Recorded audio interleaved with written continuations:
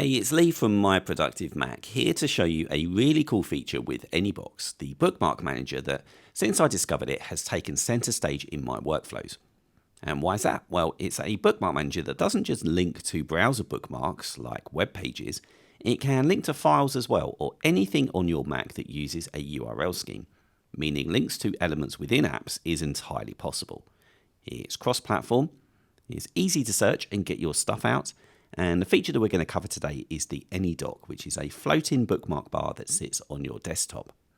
Now I'll switch across to Anybox, and this is kind of how a young setup will look. I've got a load of links in here, and these links are added to collections down here that let you get a little bit of organization going. And whilst there are many ways to save bookmarks into Anybox, it can be as simple as going to the site that you want to add, copying the URL from the address bar, then switching across to Anybox and pasting it into the app. It's very quick, it's very easy, and then to access one of those links, simply click, and you're taken there.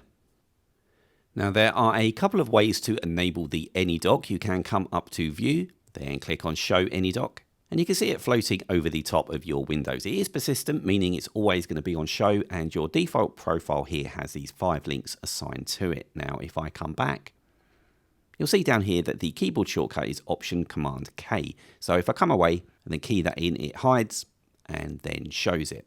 I always prefer the shortcut way of doing things. Now, adding stuff into the dock is as simple as dragging and dropping. You can reorder by simply moving them around here. And just to show that it is persistent, I'll open another app here. Let's go for Excel, where if we move it, you can see Anydock still sitting there on the top.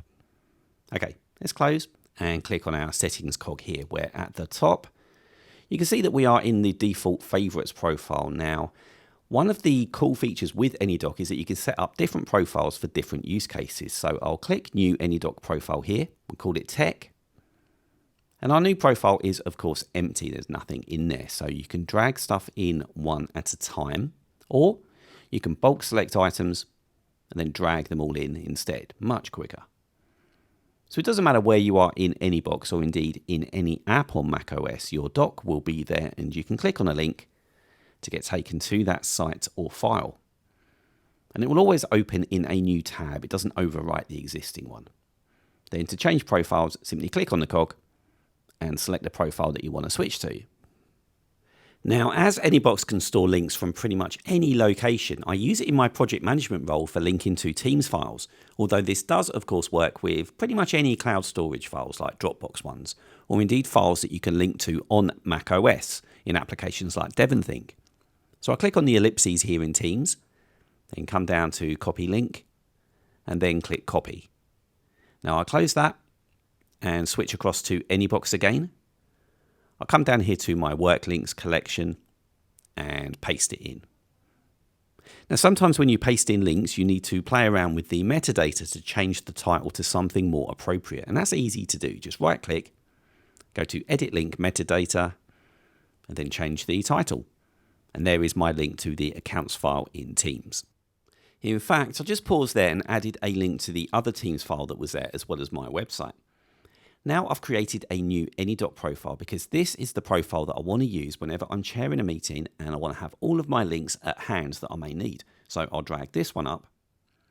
And please note, it's got an Excel icon, and that's because when we paused, I physically changed it, but I didn't change the icon for this meeting minutes doc. You'll see it's got the default Microsoft one there.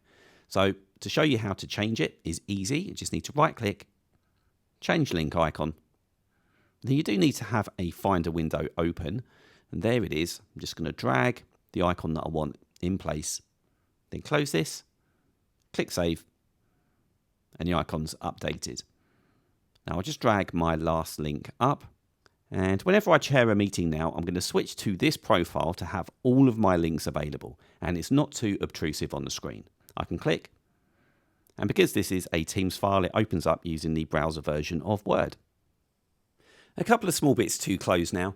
You may not want the icon for your Anydock profile to be that settings cog, and that's okay. You just right click on it, change Anydock profile icon, and then select the one that you want. And then once it's changed, you can see it both here and when you click to change the profile. And also, we can be very particular about the size of the dock and where it's going to sit on the screen, and that's fine as well. Just right click, come down to Anydock size, and it goes as large as this one here, which is actually a bit too big for me, I think. Let's see what the smallest it goes to is. And there we are. That's the smallest size that you can have. So dependent on your real estate, you can change it as you like. And then as far as the position goes, you can have it on either side, top or bottom, or you can choose your own custom floating location. Now, I do quite like having it on the right. It's pretty out of the way there the majority of the time. But the beauty is you can have this wherever you like. Thanks for watching. And if you want to see more hints and tips with applications on macOS and iOS, then please like and subscribe. And I'll be back soon with some more content. So stay safe, and we'll see you soon.